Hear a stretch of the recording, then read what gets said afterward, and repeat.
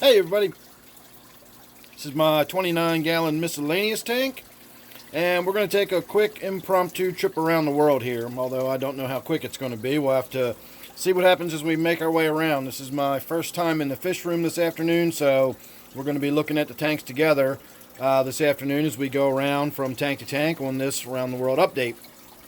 My 29 miscellaneous, not a lot going on. I did just topped the water off yesterday, and I replaced the filter pads. The water was getting a little bit low, and the filters were clogged up enough that I was getting some backflow through the center of the hang on the back filter. If you're familiar with these types of filters, when the filters get clogged up, the filter pads, I should say, get clogged up, the water will backflow through here, and then that way, if you've got clogged filters, you don't actually have an overflow or anything. It just flows back into the tank, and you can even see the occasional little splashes sort of backing up and already starting to come over through there. So I changed the filter pads. We got the flow running normally again, and then because I had lost water due to evaporation, I went ahead and topped the tank off. So that's a poor excuse for a water change. It really probably does need a water change, but alas, I did not do that. All I did was top it off and change the filter pads. So that'll be on my sort of mental list of things to get done this week, will be a water change. I want to wipe the glass down. You can see it's getting kind of grungy looking. I don't have to wipe the glass down very often in this tank, but from time to time I do, and I think now will be a good time to do that. Otherwise, nothing really to speak of. My 55-gallon Gourami tank, you might notice that I've got some new temple plant in there, looking nice and bright and shiny. Hasn't had time to get crud growing all over it yet. But other than that, nothing really going on in this tank. I have yet to ever see my chocolate gourami again, so as I suspected a while ago, that's just gone. I never did see its body or anything else, so I have no idea what happened to it. I did get a glimpse the other day of my red-tail loach. In fact, you can see its little red tail sticking out right there a little bit. So we know that's still in there alive and well. My snakeskin gourami is growing like a weed. But I ultimately need to get in here and do some more maintenance. You can see I've got that sort of reddish growth going on in here again. So that is not the same as the hair algae. So I think it's about time to treat this tank with the ChemiClean again. The ChemiClean doesn't affect the algae, but it does kill off the cyanobacteria, and when you start getting all this really cruddy, gross-looking stuff on top of everything, especially when you can see that sort of rusty brown color in there, that stuff will very much be killed off by a treatment of ChemiClean. So that'll be something I'll be doing here in the fairly near future, and then maybe we'll try to get some algae eating or even some off-walks grazing fish in the tank after I've gotten all of that cleaned up, and the battle will continue, and hopefully we'll get this 55-gallon tank looking pretty again. It's been a struggle since whatever happened.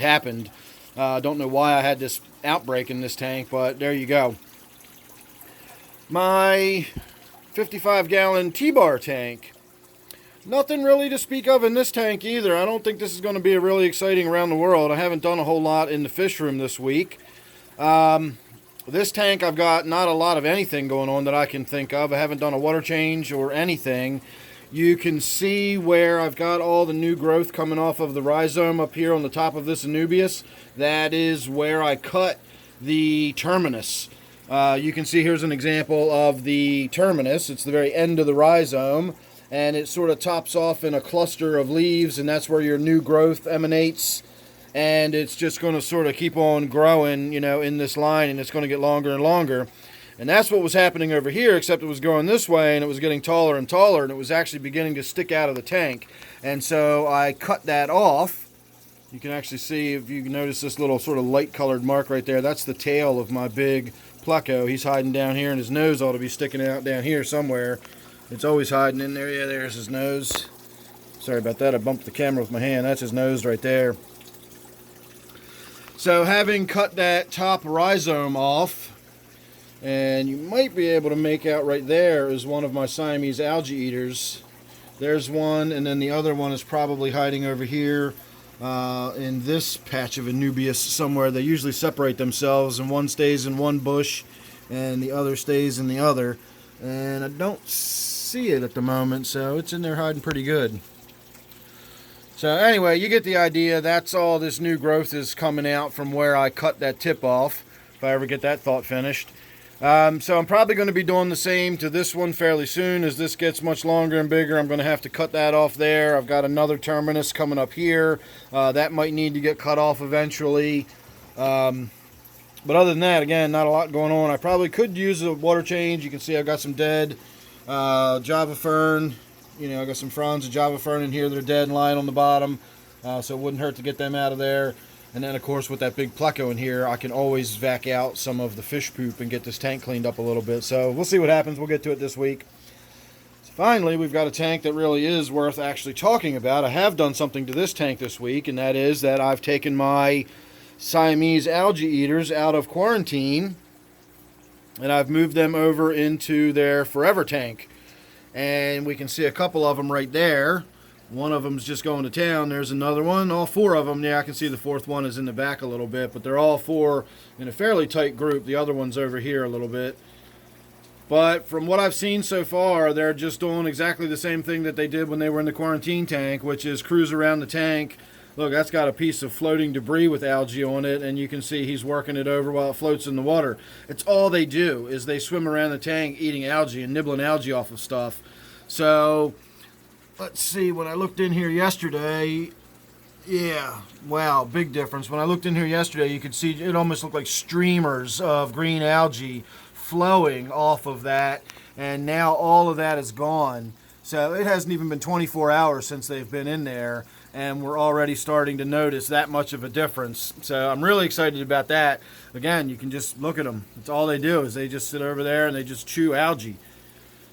Awesome little fish. Plus, they're absolutely beautiful little fish when you see them up close. They really are. Their scale pattern's fantastic. While their colors are subtle, they're still very pretty. I've got no problem with subtle colored fish. I don't need them all bright and flashy all the time. I can find beauty in these more mundane looking fish. And these little Siamese algae eaters are just fantastic looking little fish. I love them. And then, of course, their behavior is really cool, too. I love the way they dart and dash around and hover in the water and move around each other all the time. Really, really cool fish. So, been looking forward to getting them in this tank. Not only to see what they're going to do as far as cleaning it up, but I just really like them, and I've been looking forward to seeing them in the tank. The other thing I've got going on here is my little Serpe Tetra. You'll notice its eyes are sort of goggled out a little bit there. Not really sure what's going on with that. I'm down to 2 of the Serpes. They've been in here for a few years now. And so, you know, I'm not really sweating too much about what's going on with the several-year-old Serpe that's not looking too good. Or red miner. Sometimes they're sold under the name red miner. And now that I'm looking in here, I'm actually seeing, if you'll notice right there, I've got this really, really bright green. And that is definitely a sheet of that green cyanobacteria growing back there. So once again, it's probably going to be time to get in here and do a ChemiClean treatment on this tank. I have to do that a couple times a year on this tank to stay on top of that. Although, with the exception of that little spot of green, I don't see any of it. So I might just get in there with my gravel vac and just suck that little bit out, and then it'll be gone. It's the algae that I'm worried about at this point. And I think those Siamese algae eaters are going to make short work of that. We're not going to have to worry too much about that. And finally, I will say that I had Corydoras in here, one of these little Corydoras palliatus or peppered cories. It was not looking good the other day. It was lying on its side, you know, gasping for breath, so to speak, and I just assumed it was going to die, and of course it did. I found it in there pretty much right in this little spot, and so I had to discard that the other day too. So that is another little minor change that's happened to this tank. Otherwise, what you see is what you get. And of course, we're going to look forward to progress as these little algae eaters make their mark on this tank. So look forward to that. And again, make sure you're subscribed and you won't miss any of the updates coming up on that. So my 125-gallon tank that has turned into something altogether different looking. I won't say I don't like it with all of this huge amount of vegetation in there, but it makes it difficult to feed, that's for sure. You can see the fish just checking out, looking up into the vegetation, because when I feed, it basically goes into the vegetation, and the fish don't have a whole lot of choice. Let's see how raucous they get when I open the lid. They'll actually come up And a lot of times I'll get them to they'll bite my fingers. But they go crazy when the feeding starts, and then of course all that vegetation's in there. It's nowhere for the food to go, and so it's a big congested mob right here at like the hole where the food is. You know, there's a hole in the vegetation and the food's all sitting there. So I try to put stuff in that sinks. I try to spread it around, but it's definitely made it a little more challenging having all of that vegetation in the tank. The other thing I did was I moved my floodlights to the forward section of the tank here. Of course, every time I open the tank, they slide to the back again. And with them in the forward section of the tank, I can actually see the color of the fish when they swim up front like this. But I can't open this end of the tank to really get in there and feed them and do the water changes and all that without having to move the lights around every time I get in there. So that's kind of a pain in the butt, and I don't know how long that's going to stay. I might rethink the way I've got this tank lighted altogether. For one, as I've mentioned before, if you're familiar with my channel, especially if you're a regular viewer, you'll know I absolutely love these Cree floodlights that have this really, really high color rendering index, a really, really beautiful light on them. And I want to see all my fish lit up the way this light makes my fish look. My waterfall tank is similar. I have a really, really high quality light on my waterfall tank, and the fish in there just look so amazing that it makes the rest of my tanks just not really look up to snuff. And then like this tank, you know, you get down to this end, we've got just a shop light, you know, with no real particularly good high quality lighting on it. And I don't know, it just doesn't look the same. You get down here and it's just like a whole different world when you get into that beautiful color rendering like that. It just looks amazing to me. So I don't know, we'll see what happens.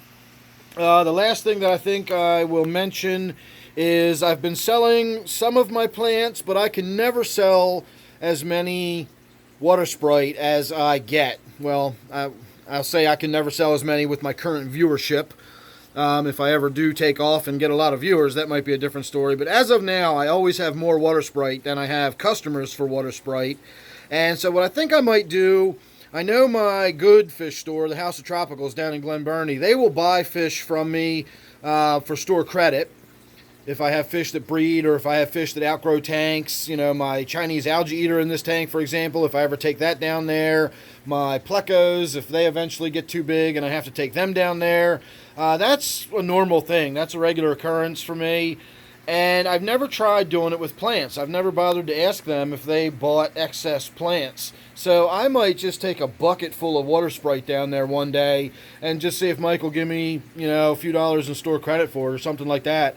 And that'll give us a trip to House of Tropicals. Maybe it'll give us enough money to bring home a couple of cool fish or something like that. And it will help me thin out some of this water sprite without having to simply throw it away. Which is what I usually do when I just get too much that I don't know what to do with it all. I don't have tanks to just put bucket loads of water sprite, and that's what I get. You know, you can see all of this water sprite in here. That was all one dump. I took all of that out of my 125 in one water change and dumped it in this tank. But again, how many 125s do I have sitting around that I can just dump a bucket load of plants into?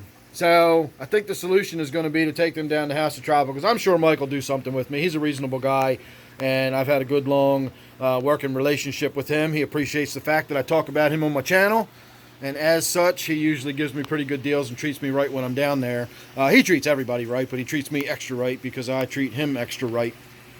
So we'll see how that goes. Again, if you're subscribed, you won't miss any of those updates or anything else. Big, exciting news here in my 40 breeder Gudgeon tank.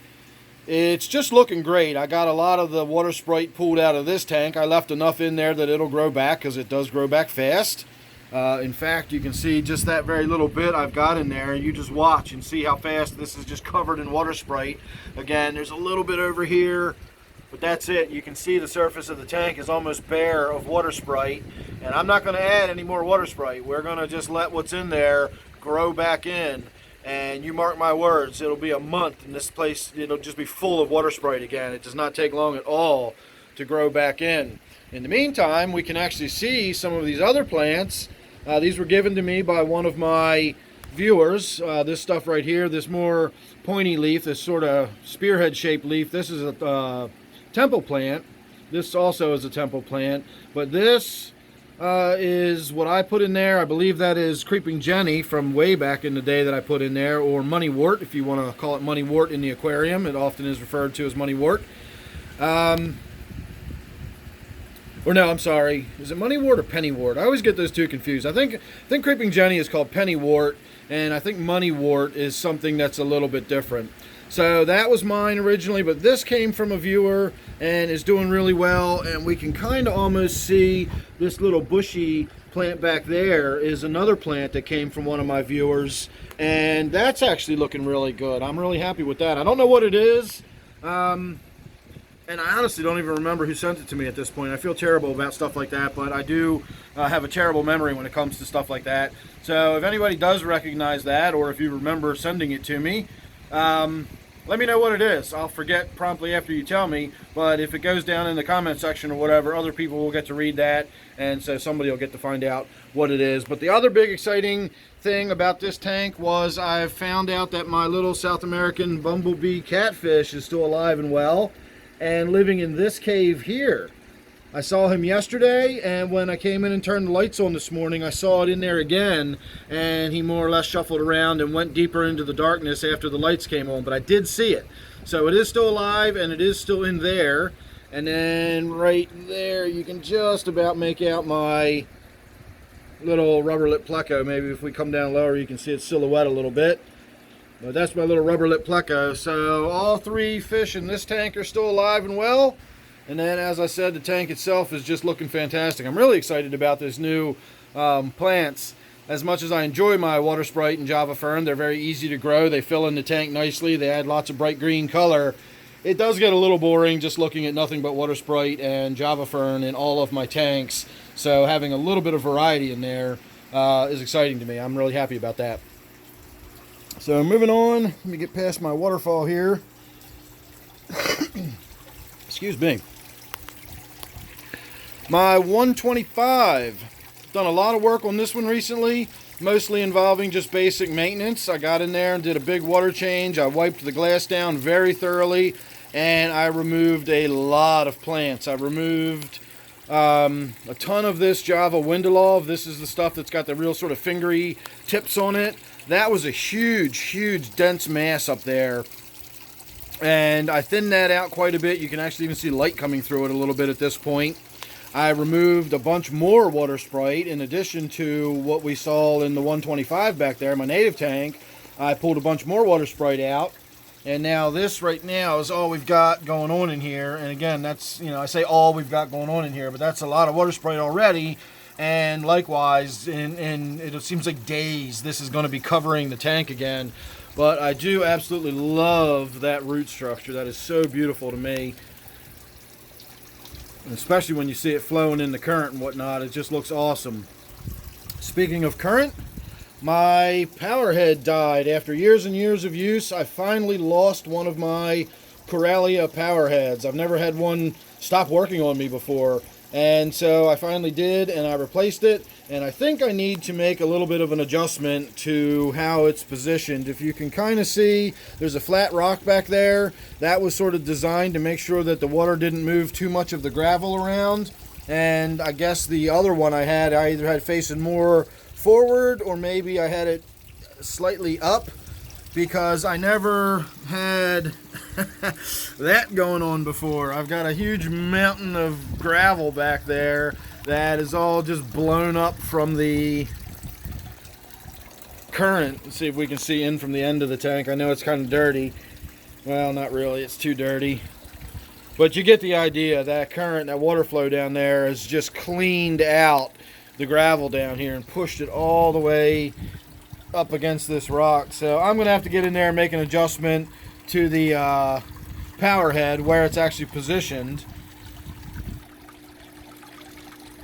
because that's got to actually be sending the water up at this point and no longer across the bottom of the tank. So the idea is to have the water flowing across the bottom, and that way I don't get a bunch of stuff sitting in the bottom. It blows it down here towards the filter intake, and then that way it keeps the back of the tank clean. So I'm going to have to get in there and make some adjustments on that. But that is something new. I did put a new water power head in there. I also removed a lot of Java fern that was all in here. I had a huge thick mass of it that was growing all over this piece of wood. I removed all of it but this. I removed a bunch of chunks of Java fern that were back there. And if you'll see this Anubias here, I don't know the species of Anubias. It's not Anubias nana. Nana has the real sort of short stubby round leaves, and this has very long, it almost looks more like a Brazilian sword peace lily type plant than it does a Anubias, but it is indeed Anubias. And I did take a long, about a 15-inch chunk out of there, and I had that for sale. And I'm happy to say that one of my customers that actually lives not too far from me picked that up for me today. I went out and I met him, and I didn't even have to worry about stuffing it in a box and mailing it or whatever. I met him in person and hand delivered it. So that big chunk of Anubias, for those of you that were interested, is gone. But I will be doing the same thing. You know, as time goes on, this Anubias grows and gets bigger. And of course, I've always got the water sprite and the Java fern available for sale. So I'll put my email down below as usual. If you're interested in the aquatic plants, I've got lots of them. And so I'm happy to say that that big chunk of Anubias did get sold today. So that is no longer here. Moving on to my 20-gallon Angelfish tank. This tank is definitely in need of some pick-me-up. The glass needs to be cleaned. It just needs some overall maintenance. It looks kind of grungy. This tank could probably use another or a treatment of the ChemiClean. I've never actually treated this tank with the ChemiClean before, but it looks pretty grungy and gross. I've got almost no activity in here at all. It's just the angelfish and a couple little barbs. The one male barb chases the two females around all the time, and that's just about it. And then of course the angelfish chases the barb, and so it's just not a lot of activity in this tank. It needs a good revamping. It also needs a water change and probably could use a filter change as well. You can see how low the water level is. I typically don't like there to be a gap between the black plastic and the water, so when you can see that much of a gap, you know that, yeah, that angelfish is definitely going after that barb. Maybe the barb harasses the angelfish and the angelfish doesn't like him or something. I don't know. But again, this tank just really needs a good makeover or something. It's just I'm not really happy with the way this is looking. But I can only do so much at a time. And right now, this tank's really not a high priority for me to start fixing up. Moving on to my quarantine tank. We are once again down to the 2 resident guppies or Endler guppy hybrids, whatever they are, and I've got a bunch of snails in the tank. While the Siamese algae eaters were in here, they made short work of all the algae. They got the tank really cleaned up nicely. You can even see SpongeBob house is all nice and clean again. But I've got snails all over everything for some reason. I don't know why, but when I put the Siamese algae eaters in here, I also had an outbreak of snails at the same time. Now, you know what? I also switched the light over. I went from the old dingy fluorescent light that was in here. I finally put a good LED retrofit, so it looks like the original T8 tube, but that is actually an LED, and it's much, much more brightly lit. And after that is when I noticed more snails. So that explains that. More light, more algae. More algae is more food is more snails. So there you go. That explains that. So, moving on, we're going to look at Butterbean's tank here. Let me actually get this forward light fixture turned on so the tank looks a little more brightly lit. Got Butterbean creeping in from the side. Nothing going on to speak of in this tank. Butterbean is still looking better. I can still see that he's got those marks or whatever they are on him. Again, I've never figured out what exactly they are or what they're from. But they started to clear up a little bit. I don't know if it had anything to do with me reducing the salinity in the tank, but I did do a water change a while ago where I reduced the salinity. I honestly have not done anything to this tank since then. So if you remember how long that's been, that gives you an idea of how long it's been since I've done any maintenance to Butterbean's tank here. I haven't gotten in and done a water change or anything. So it's been interesting. All day long my mollies have been really chilled out. You can see the one right there. And then the other one is actually right here, lying on the rock, almost like it's just back there chilling and hiding. I don't know if it's sleeping or if it was just hiding. Now it probably thinks it's getting ready to get fed. So that's about all I've got going on in this tank. Nothing really to speak of. I've been feeding Butterbean his usual diet of snails and freeze-dried krill. For whatever it's worth, I did get a different brand of freeze-dried krill. I got it from China. I had to wait a couple of weeks to get it, but I got a great big bottle of it for like $30. So it was like twice as much krill that I normally get, and it was only a few more dollars than I normally pay. So it took me a while to get it, but it finally did arrive, and I was afraid that it was going to be... I don't have it sitting here. I have another brand that I bought in the meantime just to tide me over until I got that. And it's like a freeze-dried river shrimp that you can buy pretty much at any pet store. And it's really dry and crumbly, and you've got to actually be careful. You'll stab your fingers with the ends of the shrimp. None of my fish particularly like them. The San Francisco Bay brand freeze-dried krill that I was buying before are actually soft, and you can still tell that they've got like meat in them, and that they're really getting a dried shrimp and not just this hollowed out shell of a shrimp, which is like that other stuff is. So the San Francisco Bay brand I really liked, but again, it was a little pricey when you go through them as much as I go through them, because I have a lot of fish that eat them. So this other brand, and I have no idea what the name of it is off the top of my head. It's again, I got it from Amazon from China. I'll put a link below if you're interested in buying it in bulk. But they also are fairly soft, and you can tell they're good and thick and meaty, and it's more like a shrimp instead of just the husk of a shrimp. So I'm very happy with that purchase. Now, of course, I got it from China, so it could have, lead in it, or who knows. I don't know what their health and safety standards are necessarily, but as far as I can tell, it seems like it's just good quality dried shrimp. Unlike that crap I get from, the Walmart or the pet store that is, $8 for a little 1 ounce bottle. And it's just almost like dried husks of river shrimp. There's no meat left in them at all. It's kind of weird.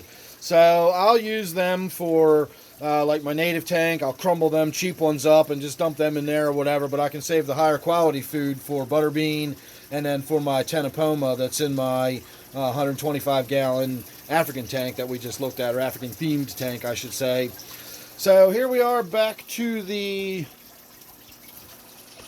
29 miscellaneous. I'm trying to decide whether or not we should do a update on the Waterfall tank, and why not?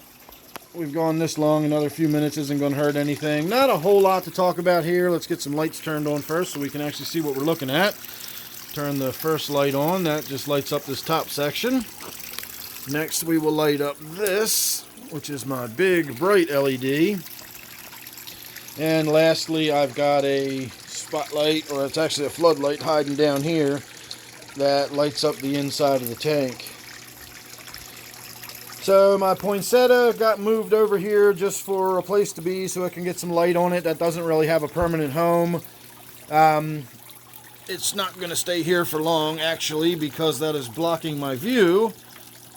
When I sit in the other room, I can look in and see this corner of the tank, which is why I have this light right there, and it really lights it up for me. I went to PetSmart today. I was going to bring home some more yellow guppies, but the second time in a row now that I've been to PetSmart and stood there and stood there and stood there and stood there until I finally got bored and just left. They were not busy. There was nobody in there. They just did not seem interested in helping me, so I decided I was not interested in buying any of their fish, and I left. I'm kind of glad I did. Again, I really want to get some more guppies in this tank, but I'm reluctant to just put more yellow guppies in there. I really do love those yellow guppies, but there's so many other options. I could have like iridescent green guppies in there or something. I don't know, but I've got other options, so I want to wait, and I'm glad I did and did not add any new fish in there today. My Dumbo guppy is in there. I don't know if that was the case the last update I did. The last Round the World update, that is. But my Dumbo guppy is in there now. I don't see it at the moment, but it is in there. I saw it this afternoon, or this morning rather, when I came in and turned the lights on, so I don't know where it is at the moment. The other changes I've made, got a temple plant right there, hoping that's going to grow up and out of the tank. This temple plant's getting really close to hitting the surface. This water sprite came out of my 29 miscellaneous when I was doing that top off and filter change. I also went ahead and pulled some of that water sprite that was getting, too much on the surface there. It was making it hard to put food in the tank. And so just because I've only got so many tanks and so much room, I had to put it somewhere. And so the water sprite is in there. My grow out tanks in the other room are just stuffed full of water sprite. I've got a bucket that's stuffed full of water sprite. So if you want to buy some water sprite, let me know. I've got a lot of it. Still fighting the aphids. I can see them as we stand here. I mean, you can see them all over the bottom of this. That's all aphids in there. I can see aphids up here. For all of those of you who keep insisting I put ladybugs in here, that's not ever going to happen as far as like any kind of quality of ladybugs, so stop telling me to do it. That's a ridiculous idea. I'm not releasing thousands of bugs into my house, regardless of whether, there's that little Dumbo guppy, regardless of whether I make some kind of contraption to cover this thing up and so on and so forth. I don't know how I could possibly even cover it up so that the bugs couldn't escape.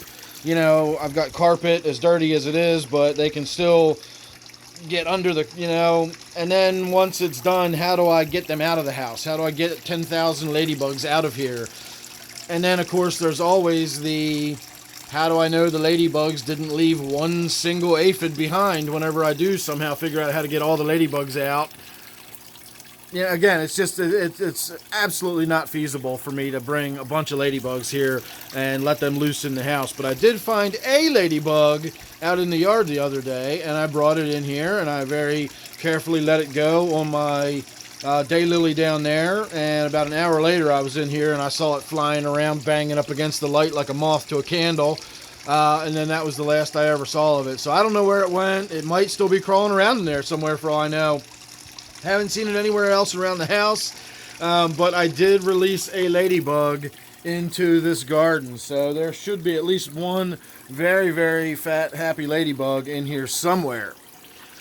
Again, other than that, not a whole lot going on. Probably due for another water change because my aphid treatment method is to get in here and spray it with the soapy water, which is keeping on top of it. You know, I'm just going to basically try to get through the summer, and we'll see what happens. And then after that, maybe we'll think about doing something different for next year or something. I don't know, but we'll see. Let's just get through this summer first.